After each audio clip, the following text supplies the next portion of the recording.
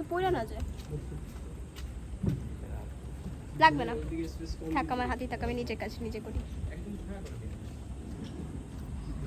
বউ সেজেছিস কেন? নিজের বার্থডে পালন করতে। নিজের বার্থডে পালন করার জন্য বসেছিস? তাহলে মানুষ কেন বসে যায়? বিয়ে করতে বসেছে। তুই নিজে সেজেছিস নাকি কেউ সাজায় দিছে? হ্যাঁ, কেউ সাজায় দিছে। কেউ সাজায় নাই? সাজায় দিছে। কে সাজায় দিছে? কে সাজায় দিছে? ও সাজায় দিছে?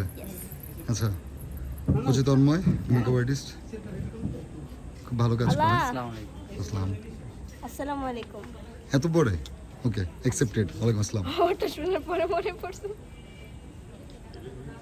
মনে ছিল না এতক্ষণ।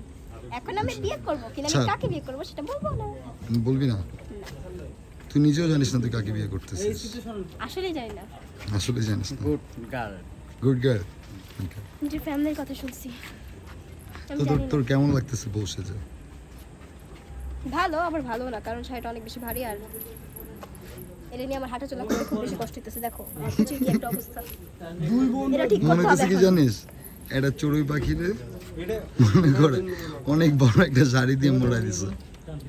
আজ ঠিক আছে, আমি এখন আচ্ছা, হোয়াট এভার, তোকে খুব সুন্দর লাগতেছে, আর তোর জন্য অনেক অনেক শুভকামনা। ঠিক আছে? শুভকামনা রেখে